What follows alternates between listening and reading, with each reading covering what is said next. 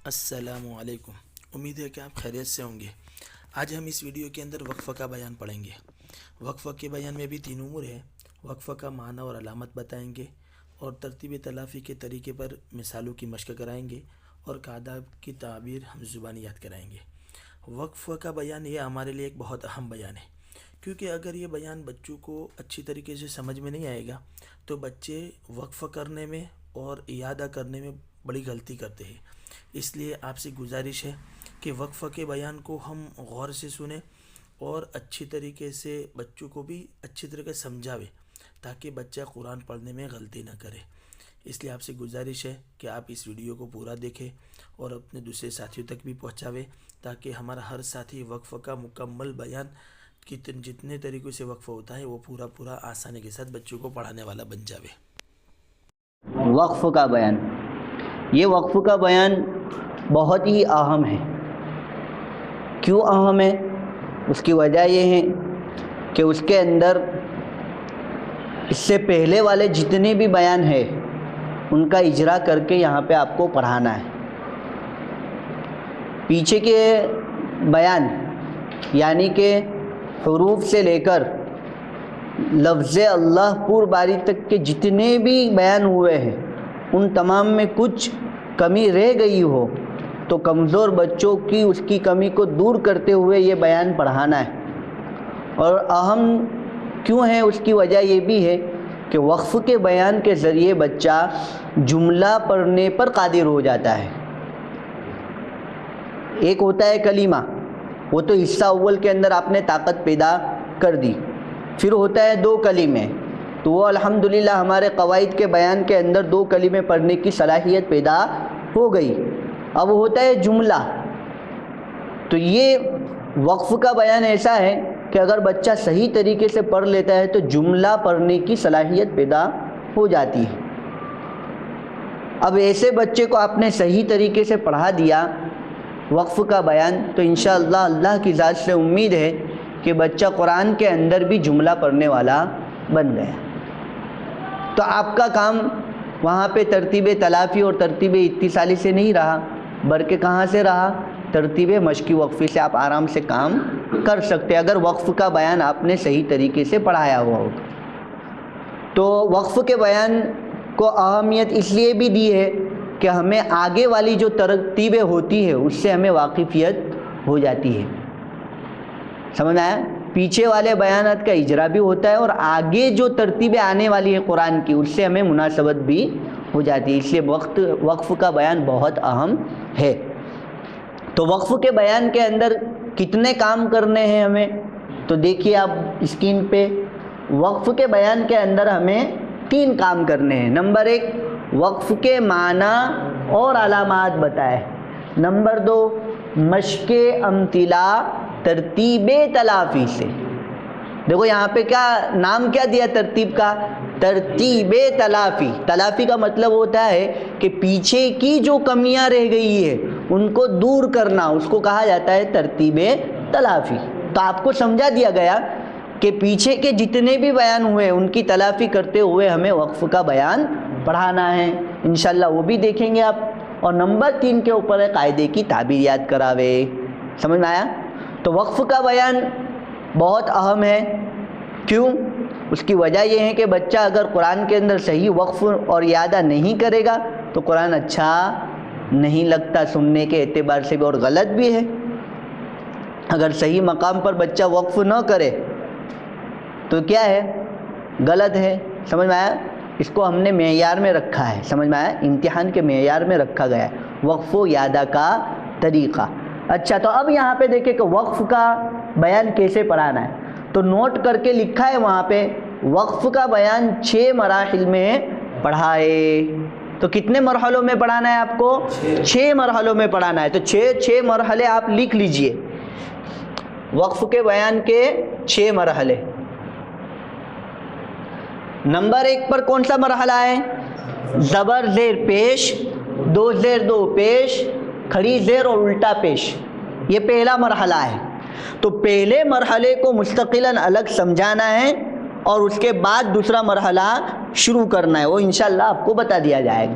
Number 2 के ऊपर है दो ज़बर पर आयत का तरीक़ा, नंबर 3 के ऊपर है गोल ता पर आयत का तरीक़ा, नंबर 4 के ऊपर है अलिफ मद्दा और खड़ा ज़बर और जज़्म वाले हर्फ पर आयत का तरीक़ा। अब अलिफ मद्दा को हुरूफ मद्दा से क्यों अलग कर दिया? तो यहाँ पे जो जज़्म लिखा है तो वहाँ पे वाव मद्दा और या मद्दा ये जज़्म में शुमार हो जाएंगे, क्योंकि वाव मद्दा के आखिर में जज़्म आता है और या मद्दा के आखिर में भी जज़्म आता है, लेकिन अलिफ मद्दा के आखिर में जज़्म आता नहीं है, इसलिए हमने हुरूफ मद्दा में से अलिफ मद्दा को अलग कर दिया। समझ में आ गया? अलिफ मद्दा और खड़ा ज़बर और जज़्म। और नंबर 5 के ऊपर है तशदीद पर आयत का तरीक़ा और नंबर 6 के ऊपर है मद्दे आरिस वक्फ़ी और लीन आरिस वक्फ़ी। ये 6 मरहलों के अंदर हमें पूरा वक्फ़ का बयान पढ़ाना है। समझ में आया? चलिए, तो अब पहला मरहला बच्चों को कैसे समझाएंगे? देखिए,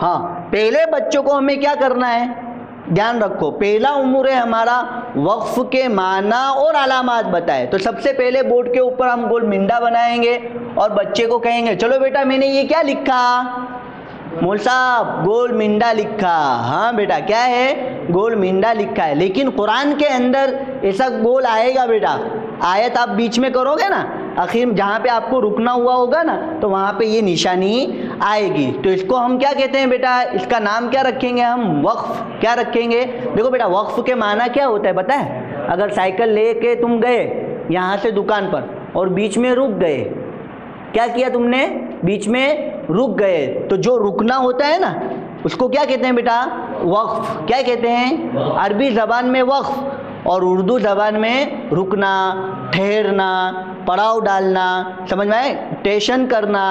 अगर आप यहाँ से बारडोली की ट्रेन में बैठो और आपको जाना है अहमदाबाद, तो बीच में बड़ौदा आता है ना बेटा, तो वहाँ पे ट्रेन रुकती कि नहीं रुकती?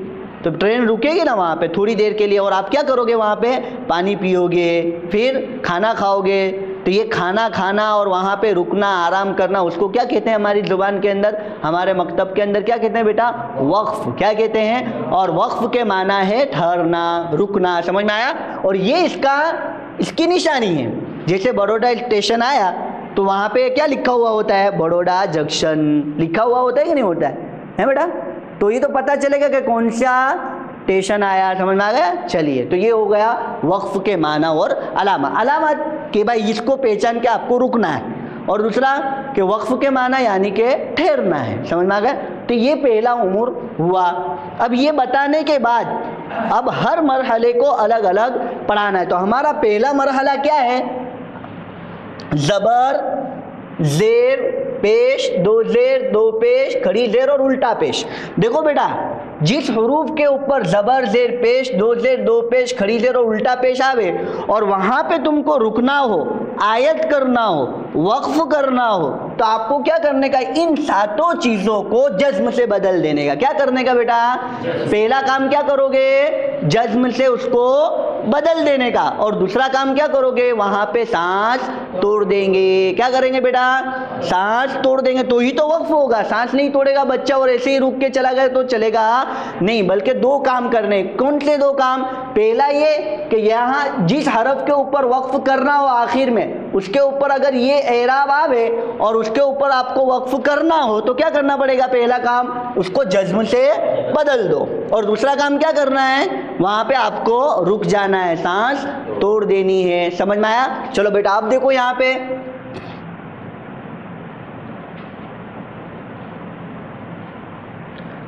चलो बेटा मैंने क्या लिखा, पढ़ो इसको, जोर से पढ़ो। चलो बेटा ये है ना ज़बर, अब इसके ऊपर मुझे वक्फ करना है तो क्या करना पड़ेगा?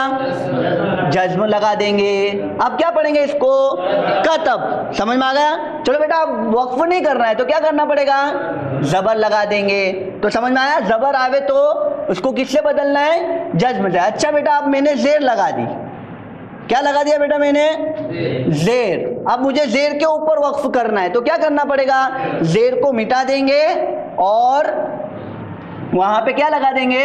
जज्म लगा देंगे। अब इसको क्या पढ़ेंगे? कतब। अगर पेश पर भी आयत करना हो तो क्या बन जाएगा? जज्म बन जाएगा। दो ज़ेर पे आयत करना हो तो जज्म, दो पेश पर जज्म, खड़ी जेर पर जज्म और उल्टा पेश के ऊपर भी जज्म बन जाएगा। समझ में आ गया? चलो बेटा अब यहाँ पे देखो, चलो अब उसको हम जुमले के अंदर कैसे वक्फ करना है और कैसे वक्फ के बगैर पढ़ना है वो बच्चे को अब यहाँ पे हम समझाएंगे। मैंने आपको कहा था कि वक्फ का बयान अहम है इसलिए कि उसके अंदर तलाफी होती है। तो पहले सबसे पहले हम बच्चों को क्या करेंगे, हुरूफ पढ़वाएंगे, कमज़ोर बच्चों के पास से हुरूफ पढ़वाएंगे। चलो बेटा खड़ा हो जा, साजिद पढ़ तो बेटा कौन कौन से हुरूफ है ये? बस चल शाहरुख तू पढ़। समझ में आ गया? तो ये जब तक वक्फ का बयान चलता रहेगा तब तक हुरूफ की पहचान करवानी है, लेकिन शर्त ये है कि आपकी क्लास के अंदर कोई बच्चा कमज़ोर हो तो। अगर नहीं है, अल्हम्दुलिल्लाह आपको इत्मीनान है कि मेरा कोई भी बच्चा हुरूफ के एतबार से कमज़ोर नहीं है, तो अब हुरूफ की पहचान करवाने की ज़रूरत नहीं है, उसको डायरेक्ट कर देंगे। चलो इकरमा बेटा, लाम के ऊपर क्या लगाया मैंने? जज्म लगाया। बेटा जज्म वाले हुरूफ को कैसे पढ़ा जाता है? आगे वाले हुरूफ से मिलाकर। चलो बेटा मिला दिया, लगा दिया, मुतहर्रिक लगा दिया। अब क्या पढ़ेंगे इसको? कुल। क्या पढ़ेंगे? कुल। क्या पढ़ेंगे? कुल। चल तो शाहरुख बेटा, हमजा के ऊपर जबर लगे तो क्या पढ़ेंगे? अ। बेटा ये क्या लिखा मैंने? जज्म, तो इसको क्या बोलेंगे? वाव साकिन। अच्छा बेटा वाव साकिन से पहले पेश आवे तो कौन सा कायदा होगा? वाव मद्दा। कैसे पढ़ेंगे इसको बेटा? ओ खींच के पढ़ेंगे, दोनों को मिला के पढ़ो। दाल के ऊपर पेश हो तो अब तीनों को मिला के पढ़ो। अऊदु। चलो बैठ जा बेटा। चल रऊफ, बाकी नीचे जेर है तो क्या पढ़ेंगे? रॉ के ऊपर जबर हो तो रॉ, लेकिन बेटा आगे तो तशदीद वाला हुरूफ है तो क्या करना पड़ेगा? तशदीद वाले हुरूफ को क्या करना पड़ता है? पीछे वाले हुरूफ से मिला के पढ़ेंगे क्या आगे वाले हुरूफ से मिला के पढ़ेंगे? पीछे वाले हुरूफ से मिला के पढ़ेंगे। तो बेटा कैसे पढ़ेंगे इसको? और तशदीद वाले हुरूफ को कितनी मरतबा पढ़ा जाता है? 2 मरतबा। चलो पढ़ो इसको 2 मरतबा। रब्बी। अब दोनों को मिला के पढ़ो। बी रब्बी। पढ़ो जोर से। हाँ अब यहाँ पे देख बेटा, देख फिर जज्म, लाम के ऊपर क्या आ गया? जज्म। तो अब किसके साथ मिलाएंगे इसको? बा के साथ। मिला के पढ़। बिल। क्या पढ़ेंगे? अब फा के ऊपर जबर हो तो क्या पढ़ेंगे? फ। लाम के ऊपर जबर हो तो ल। दोनों को मिला के पढ़। कौफ के नीचे जेर हो तो क्या पढ़ेंगे? की। अच्छा आप पूरा पढ़ो, यहां से बा से लेकर कौफ तक पढ़ो। हाँ जज्म वाला और तशदीद वाला अगर कलीमे के बीच में आवे कोई हुरूफ तो उसको अलग अलग करना नहीं है, जैसे कि बिरब्बिल फलक, ऐसा नहीं करना है बल्कि उसको साथ में ही पढ़ा देना है। लेकिन पढ़ाएंगे कैसे? पहले उसको खूब मश्क करावे, फिर इसको खूब मश्क करावे, फिर साथ में कर देवे। तो ये किसके पास से करवाना है? कमज़ोर बच्चों के पास से। किसके पास से? कमज़ोर बच्चों के पास। समझ में आया? ताकि उसकी जो एराब व अलामात की और जितने पीछे के बयान आते हैं उसके अंदर जो कमी रह गई वो यहाँ पे दूर हो जाएगी। समझ में आया? उन्होंने पढ़ा हुआ है लेकिन भूल गए होंगे तो ये आप याद दहानी कराओगे तो बच्चे जल्दी जल्दी पढ़ लेंगे। चलो बेटा। अच्छा बेटा पहला नंबर सब साथ में पढ़ो। कुल। तो हमने जो अभी करवाया ना हुरूफ के ऊपर एराब व अलामत लगा के जो बच्चे को पूछा ना उसको हम क्या कहते हैं? हल्ले कलिमात। क्या कहते हैं? हल्ले कलिमात। तो ये आप याद रखना कि हल्ले कलिमात का मतलब क्या है? हुरूफ के ऊपर एराब व अलामत लगा के जो पढ़ा जाता है उसको कहते हैं हल्ले कलिमात। अब बेटा चलो बेटा आप सब साथ में पढ़ो। पहला नंबर जोर से पढ़ो। नंबर 2 पढ़ो, जोर से पढ़ो। सलमान पढ़ता नहीं है बेटा, पढ़ जोर से। हाँ हैदर अली पढ़। कहाँ गया हैदर अली? हाँ पढ़ बेटा। इकराम पढ़ तो बेटा। हाँ ना, चलो सब साथ में पढ़ो। झूम के पढ़ो, जोर से पढ़ो, चिल्ला के पढ़ो। हाँ, नंबर 3 पढ़ो बेटा। ए बेटा क्या पढ़ा इकराम, फिर से पढ़ तो एक मरतबा। ए अब्दुल रऊफ तू नहीं बेटा पढ़नी, इकराम पढ़नी, इकराम। माशाअल्लाह, वाह वाह, तेरी आवाज़ सुनने के लिए दिल बेताब था बेटा, समझ में आया। चलो अब सब साथ में पढ़ो, जोर से पढ़ो। तो ये जो तरीका अभी मैंने आपको बताया ना, उसको कहते हैं मश्के कलिमात। क्या कहते हैं? यानी कि कलीमे की बार बार तकरार करना। और मश्के कलिमात आप इनफिरादी भी करा सकते हो और इज्तिमाई भी। इनफिरादी का मतलब अलग अलग और इज्तिमाई का मतलब साथ में, समझ में आया। किसी बच्चे को, हर एक बच्चे को अलग अलग पूछ लिया तो इनफिरादी हो गया, और सब साथ में पढ़ो, झूम के पढ़ो तो ये क्या हो गया? इज्तिमाई हो गया, समझ में आ गया। तो इसको कहते हैं मश्के कलिमात। क्या कहते हैं? मश्के। और ये मश्के कलिमात भी हमें किन से बच्चों, अदना और कमज़ोर बच्चों से करवाने हैं, समझ में आया। हाँ चलिए अब हम क्या करेंगे, चलो बेटा पहला और दूसरा मिला के पढ़ो। कौन पढ़ के बताएगा? अब औसत वाले बच्चों को क्या करना है, यहाँ पे इस्तेमाल करना है। चलो चलो इकरमा बेटा, दोनों को मिला के पढ़ो बेटा, पढ़ जोर से बेटा, और जोर से पढ़, गुलाब के फूल। हाँ चलो सब साथ में पढ़ो। देख फिर सलमान पढ़ता नहीं है बेटा, फिर याद नहीं होगा बेटा। चल जोर से पढ़ो फिर से। देख बेटा फिर नीचे देखता है बेटा, जोर से पढ़ो चलो। हाँ पढ़ो चलो, झूम झूम के पढ़ो, जोर से पढ़ो। अब्दुल रऊफ आप पढ़ो, शहजाद आप पढ़ो, शाहरुख आप पढ़ो, सलमान आप पढ़ो, बिन्यामिन आप पढ़ो, हैदर अली आप पढ़ो। चलो सब साथ में पढ़ो। तो ये दो कलीमे को मिलाया तो उसको हम क्या कहते हैं? इत्तिसाले कलिमात, यानी कलीमे को कलीमे से मिलाना। चलिए तो एक कलीमे को दूसरे कलीमे के साथ मिला दिया तो उसको हम क्या कहते हैं? इत्तिसाले कलिमात। चलो पहला और दूसरा मिला के पढ़ो जोर से। चलो सब साथ में पढ़ो। इकरमा बेटा पढ़ता नहीं है, पढ़ जोर से। चल तो शहजाद क्या करता है? इधर उधर देखता रहता है बेटा। चल ध्यान दे जल्दी बोर्ड पर, फिर सबक पक्का नहीं याद होगा। चल पढ़ो जोर से। चल शाहरुख पढ़ तो बेटा। चलो सब साथ में पढ़ो। हाँ पढ़ो जोर से। अच्छा बेटा ये तीसरा कलीमा कौन पढ़ेगा? चलो शहजाद पढ़ो बेटा। ए बेटा क्या हुआ, क्या हुआ? बैटरी लो हो गई। पढ़ जोर से पढ़, और जोर से पढ़, और पढ़ जोर से। हाँ जब तक अटक को दूर करना नहीं है तब तक बच्चे को पढ़ाते रहना है। बात साथी करते ऐसा करते हैं, बिल फलकी, वाह वाह, वाह वाह नहीं भाई, अभी काम बाकी है, क्योंकि वो कलीमे के बीच में अटक गया। अब वो जब तक अटक को दूर न करेंगे तब तक आप क्या करते हैं? आगे बढ़ जाते हैं। अगर आगे बढ़ गए तो मश्के कलिमात की ताकत बच्चों के अंदर पैदा होगी नहीं। अटक को बर्दाश्त करना, कलीमे के अंदर जिस उस्ताद ने अटक को बर्दाश्त किया तो समझ लो कि बच्चे के अंदर मश्के कलिमात की ताकत पैदा होगी नहीं। इसलिए अटक को बर्दाश्त करना नहीं है। अगर बच्चा अटक करता है तो बार बार पढ़ाओ है। चलो बेटा अब 1 2 3, चलो अब क्या करेंगे बेटा?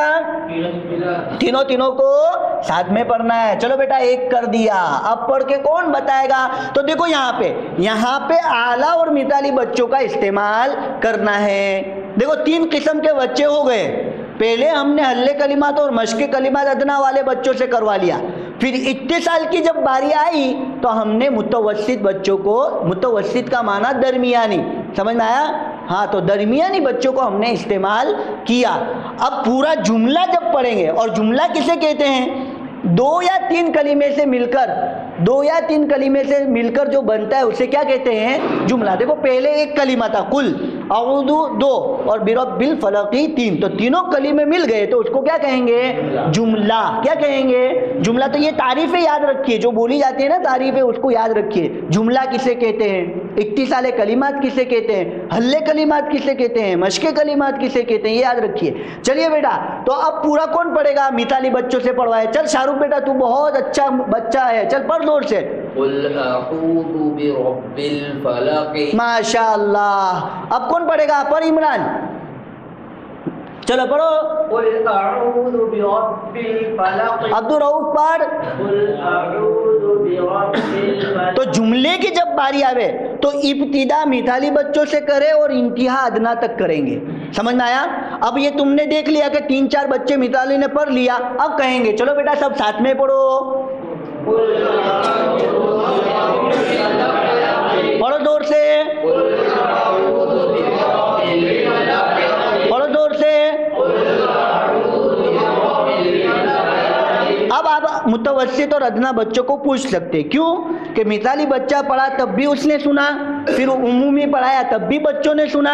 तो हो सकता है कि उनका देखी देखी या फिर उसने खुद मश्क करके वो बच्चा इस काबिल बन गया कि वो भी पढ़ सकता है। समझ में आया? इसलिए बात साथी क्या करते हैं कि जुमला के अंदर कमज़ोर बच्चों को पढ़ाते नहीं है। पढ़ाना तो है, लेकिन कब पढ़ाना है? आखिर में पढ़ाना है। इब्तिदा कहाँ से करेंगे? मिसाली से करेंगे और इंतहा अदना पे करेंगे। समझ में आ गया? हाँ, अब असल बात यहाँ पे रह गई। अब देखिए, अब बच्चे को कहेंगे चलो बेटा ये क्या है? ज़ेर। और ये क्या लगाया मैंने? वक्फ की निशानी। भूल गया बेटा? मैंने आपको समझाया था ना। हाँ, तो बेटा ज़ेर के ऊपर अगर वक्फ करना हो तो क्या करना पड़ेगा? क्या लगा देंगे बेटा? जज्म लगा देंगे। क्या लगा देंगे? जज्म, यानी कि ज़ेर को जज्म से बदल देंगे। चलो बेटा आप पढ़ो, अब वक्फ के साथ पढ़ो। कैसे पढ़ेंगे? तो वक्फ के साथ भी पहले मिताली बच्चों को पढ़ा लेवे। समझ में आया? चल शाहरुख बेटा पढ़। चलो सब साथ में पढ़ो। अब झूम के पढ़ो। हाँ, इकरमा को बहुत अच्छा झूमने आता है। चल बेटा झूम के पढ़ तो इकरमा। हाँ, समझ में आ गया? चलो बेटा अब मुझे वक्फ नहीं करना है, यहाँ पे मुझे वक्फ नहीं करना है, तो क्या करना पड़ेगा? जज्म निकाल के मैं क्या लगा दूंगा बेटा? ज़ेर लगा दो। चलो अब वक्फ के बगैर पढ़ो। अच्छा, अब वक्फ के साथ पढ़ो। हाँ, समझ में आ गया? यहाँ पे लिखा हुआ है 10 से 15 मिसालों से मश्क करावे वक्फ के साथ और वक्फ के बगैर। बच्चे को ये भी पता होना चाहिए कि भाई वक्फ के बगैर कैसा पढ़ा जाता है। ये यहाँ पे इसलिए मश्क करवाई जाती है कि बाज़ आयत कुरान के अंदर जब मिला के पढ़ी जाती है तब क्या करता है बच्चा, वहाँ पे वो निशानी लगी होती है ना वक्फ की, तो बच्चा वहाँ पे वक्फ करके फिर आगे मिलाता है। तो यहाँ पे आप वक्फ के साथ और वक्फ के बगैर बताओगे ना तो बच्चे को अंदाजा आ जाएगा। समझ में आ गया? चलिए, इसी तरह आपको क्या करना है, पूरे मरहले की यानी कि ज़बर की, ज़ेर की, पेश की, दो ज़ेर की, दो पेश की, खड़ी ज़ेर की, उल्टा पेश की मिसालों को इसी तरह आपको क्या करवाना है? मश्क करवाना है। समझ में आ गया? तो ये सिर्फ ज़ेर की मिसाल काफ़ी नहीं है, फिर 2-3 मिसालें ज़ेर की लाओ, ज़बर की लाओ, पेश की लाओ, लेकिन हल कैसे करवानी है? इसी तरह कमज़ोर बच्चों के पास से हुरूफ पढ़ावे, फिर एराब लगा कर कमज़ोर बच्चों को खड़ा कर करके पूछो। जो आपकी क्लास के अंदर जो अदना बच्चे होते हैं, कमज़ोर बच्चे होते हैं, उनको बारी बारी रोज़ाना पूछो मौलाना। और ये हमारा बयान 1.5 महीने तक चलता है। अगर 1.5 महीने तक आपने इस बच्चे को रोज़ाना इस्तेमाल किया बोर्ड के ऊपर सही तरीके से, तो अल्लाह की ज़ात से उम्मीद है कि वो बच्चे की जितनी भी कमी थी वो क्या हो जाएगी?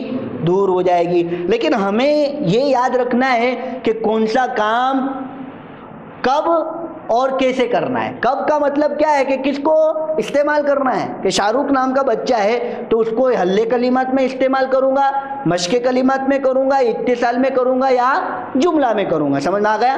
तो ये हो गया हमारा पहला मरहला मुकम्मल। अब इसकी उसूलियात क्या करनी है, डायरेक्ट आप लिख दो। चलो शाहरुख बेटा पढ़ दो इसको। चल बेटा अब इसको वक्फ करके पढ़ना है। क्या लगाना पड़ेगा बेटा? हाँ चल बेटा लगा दिया, पढ़ अब इसको। चल अब इसको पढ़ बेटा। चल बेटा वक्फ करके पढ़ना है, तो समझ में आ गया? तो यहाँ पे भी लिखा है वक्फ के साथ और वक्फ के बगैर 10 से 15 मिसालों से वसूलिया भी करे। और कायदे के अंदर अल्हम्दुलिल्लाह वक्फ के जो पहले मरहले की मिसालें दी गई है, तो मिसालों को भी आप हल करके पढ़वाना है। ऐसा नहीं कि डायरेक्ट कह देंगे बच्चे को कि चल जा पढ़, नहीं, बच्चे को हल करना। देख बेटा पहले 2 पर मिन, फिर 2 पर शर्री, दोनों को मिला के पर मिन शर्री, पर मा, तीनों को मिला के पर मिन शर्री मा, फिर 14 पर खलक, अब चारों को मिला के पर मिन शर्री मा खलक। चल बेटा आखिर के अंदर अब वक्फ करके पढ़ो मिन शर्री मा खलक।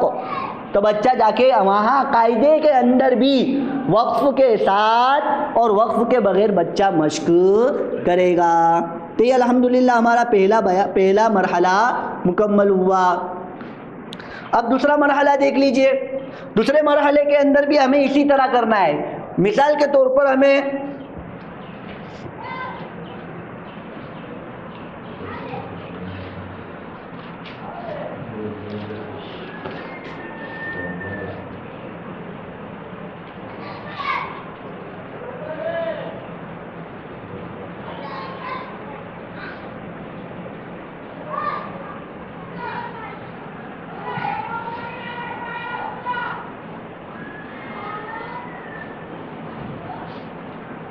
अब यहाँ पे देखिए, अब दूसरा मरहला हमारा क्या है? 2 ज़बर की तनवीन के ऊपर वक्फ करना है। क्या करना है? 2 ज़बर की तनवीन के ऊपर वक्फ करना है। तो आप बच्चों को यहाँ पे समझाएंगे, देखो बेटा 2 ज़बर की तनवीन के ऊपर वक्फ करेंगे तो एक ज़बर निकाल कर पढ़ेंगे, और एक ज़बर निकल जाएगा तो क्या बन जाएगा बेटा? अलिफ मद्दा। क्या बन जाएगा? अलिफ मद्दा। तो अब इसको कैसे पढ़ेंगे? बन, और अगर वक्फ करेंगे तो बा। कैसे पढ़ेंगे बेटा? बा। फिर उसकी मिसाल लिखो, समझ में आया? और मिसालों को इसी तरह जिस तरह आपने पहले मरहले में हल करवाया, फिर से एक मरतबा तरीका देख लीजिए, समझ में आया? चल इकरमा बेटा खड़ा हो जा। क्या लगाया मैंने? खड़ा ज़बर। कैसे पढ़ेंगे? खो। लाम के नीचे शेर है तो क्या पढ़ेंगे? दोनों को मिला के पर। चलो बेटा ये या के ऊपर क्या लगाया, तो क्या इसको क्या बोलेंगे? या साकिन। हाँ बेटा या साकिन को पढ़ना हो तो क्या करने का? आगे मुतहर्रिक रूफ लगा देंगे। पढ़ इसको खाली दीप। हाँ अब तीनों को मिला के पढ़। अब ये बात भी आप याद रखें कि बच्चा क्या करता है, यहाँ पे हम पूछ रहे होते और पूरा पढ़ रहा है, तो इस तरह का आदी न बनाए बच्चे को। जहाँ पे हम सवाल करें उसी को बच्चा पढ़े, समझ में आया? चलिए बेटा नून के ऊपर ज़बर है तो क्या पढ़ेंगे? अब तीनों को मिला के पढ़। हाँ तो ये इसको कहते हैं हल्ले कलिमात। ये कमजोर बच्चों के पास से करवाना है। चलो चलो बेटा ये क्या है? या साकीन। बेटा इसको पढ़ना है तो क्या करना पड़ेगा? मुतहर्रिक रूप से मिलाना। पढ़ बेटा इसको मिला के फी। अच्छा बेटा अलिफ से पहले ज़बर है तो क्या करना पड़ेगा? अलिफ मद्दा होगा। अच्छा बेटा पढ़ तो इसको, दोनों को मिला के पढ़ो, पढ़ो जोर से। हाँ अब पर बेटा, हाँ अब पर, दोनों को मिला दे। अब पर, अब तीनों को मिला के पढ़। तो इसको कहते हैं हल्ले कलिमात। समझ में आ गया? चलो बेटा आप पहला नंबर सब साथ में पढ़ो, पढ़ो जोर से, पढ़ो जोर से। हैदर अली नहीं पढ़ता है बेटा, पढ़ जोर से। नंबर 2 पढ़ो फीहा, पढ़ो जोर से। हाँ अब कोई नहीं पढ़ेगा, सलमान पढ़ेगा। सलमान पढ़ तो बेटा। देखा है ना, ध्यान नहीं है, देखा ध्यान नहीं है, खाली दूसरा नंबर पर बेटा। हाँ देखा, इसलिए कहता हूँ कि सबक के अंदर ध्यान होगा तो ही याद होगा बेटा। समझ में आया? आप ड्राइविंग करते हो बेटा, आप साइकिल चलाते हो तो ध्यान के साथ चलाते कि बगैर ध्यान के चलाते? अगर ध्यान से नहीं चलाओगे तो कहाँ चली जाएगी गाड़ी? खड्डे में चली जाएगी, और खड्डे में चली जाएगी तो तुम भी खड्डे में चले जाओगे बेटा। इसलिए क्या करने का, हमेशा गाड़ी को चलाते वक्त क्या करना है? ध्यान रखना है। तो ध्यान रखने के लिए जो बच्चा ध्यान देगा सबक के अंदर उसको याद होगा, और जो ध्यान नहीं देगा उसको याद होगा नहीं। चलो अब नंबर 3 पढ़ो, पढ़ो जोर से और जोर से पढ़ो। हाँ समझ में आ गया? चलो बेटा 1 और 2 कौन मिला के पढ़ेगा? अब उस वक्त आप मुतवस्सित बच्चों को पूछो। कमजोर का काम मुकम्मल हो गया। कमजोर के पास 2 काम करवाए, हल्ले कलिमात और मश्क कलिमात। जब इतनी साल की बारी आवे तो कौन से बच्चों को करवाना है? दरमियानी यानी के मुतवस्सित बच्चों को। चलिए चलो शाहरुख बेटा पहला और दूसरा मिला के पढ़ बेटा। खालिदीन फीहा, माशाअल्लाह, जोर से पढ़ बेटा, खालिदीन फीहा, और जोर से पढ़। खालिदीन फीहा, हाँ चलो अब सब साथ में पढ़ो। खालिदीन फीहा, और पढ़ो जोर से, खालिदीन फीहा, और जोर से पढ़ो। खालिदीन फीहा। इसको क्या कहेंगे? कलीमे को कलीमे से मिलाना, यानी कि इत्तिसाले कलिमात। चलो बेटा आप एक काम करते हैं, 1, 2 और तीनों को साथ में मिला के पढ़ना है। कौन पढ़ के बताएगा? जो पढ़ के बताएगा उसका पहला नंबर। उसको क्या मिलेगा बेटा? BMW नहीं मिलेगी बेटा, स्टार मिलेंगे। क्या मिलेंगे? चलो अब कौन पढ़ के बताएगा? तो मिसाली बच्चों से पढ़ाओ, आला और मिसाली, यानी कि A+ और A ग्रेड वाले बच्चों को पूछना है। समझ में आ गया? चलिए तो शेहजाद बेटा तू A+ वाला है, चल पढ़ बेटा, पूरा पढ़। तो खालिदीन फीहा अबदन। माशाअल्लाह, वाह वाह। देखो शेहजाद जैसा कौन पढ़ के बताएगा? इससे अच्छा पढ़ के कौन बताएगा? सलमान पढ़ के बताएगा। पढ़ा सलमान। माशाअल्लाह, वाह वाह वाह वाह, बहुत खूब बेटा, बहुत खूब। चलो अब बेटा यहाँ पे वक्फ करके पढ़ना है, तो क्या करना पड़ेगा? यहाँ पे एक जबर को निकाल देंगे, यानी कि अलिफ मद्दा बना देंगे। चलो अब कौन पढ़ के बताएगा? शाहरुख पढ़ के बताएगा। पढ़ बेटा शाहरुख। खालिदीन फीहा अबदा, हाँ पढ़ो, अब सब साथ में पढ़ो। खालिदीन फीहा अबदा। अच्छा बेटा अब वक्फ के बगैर पढ़ो। खालिदीन फीहा अबदा। समझ में आ गया? तो ये दूसरा मरहला, यानी कि 2 ज़बर के ऊपर वक्फ करना हो, तो उसकी भी 10 मिसालें आप बच्चों को मश्क कराओ। 10 मिसालों के जरिए उसूलियाबी करो और कायदे के अंदर की मिसालों को मश्क कराओ। और तीसरा मरहला क्या है? गोल ता के ऊपर वक्फ करना हो। क्या है तीसरा मरहला? गोल ता के ऊपर वक्फ करना हो, तो वो क्या बन जाती है? हाय साकिना। अब बच्चों को कैसे समझाएंगे? चलो बेटा देखो, ये क्या है? गोलता है बेटा। इसको क्या बोलेंगे? एक ता लंबी होती है और एक ता गोल होती है। अगर गोलता के ऊपर आप वक्फ करोगे ना, तो वो क्या बन जाएगी बेटा? हाय साकिना बन जाएगी। क्या बन जाएगी? हाय साकिना। अब मिसाल के अंदर लाओ और मिसाल के अंदर वही काम करो जो पहले मरहले में और दूसरे मरहले में आपने किया था, यानी कि हुरूफ की पहचान और एराब व अलामात के मुताबिक पढ़ना। तो ये कौन से बच्चों को करवाएंगे आप? कमजोर बच्चों को। समझ में आ गया? फिर 2 कलीमे बन जावे, फिर दोनों कलीमे को मिलाने की बारी आवे तो कौन से बच्चों को करेंगे? मुतवस्सित बच्चों को। और जब पूरा पढ़ने की बारी आवे, जुमला पढ़ने की बारी आवे, तो कौन से बच्चों को इस्तेमाल करेंगे? आला और मिसाली को। समझ में आ गया? तो ये गोल ताका भी आपको समझ में आ गया। अब उसके बाद क्या है? अलिफ मद्दा, खड़ा जबर और जज्म। अलिफ मद्दा, अलिफ मद्दा,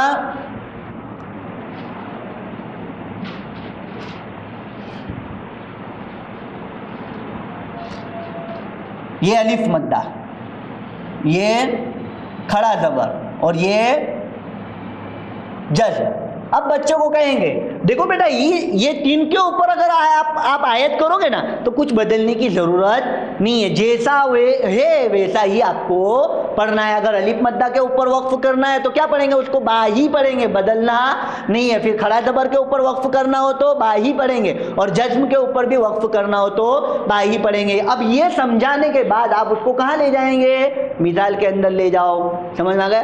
तो ये अल्हम्दुलिल्लाह हमारे वक्फ का बयान है। तो समझ में आ गया? अब देखो ये हमारे कितने मरहले हो गए भाई?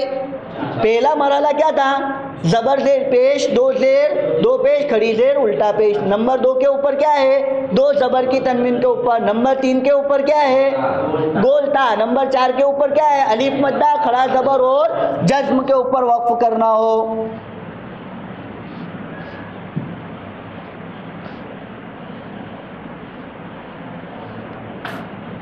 अब देखो पांचवा क्या है?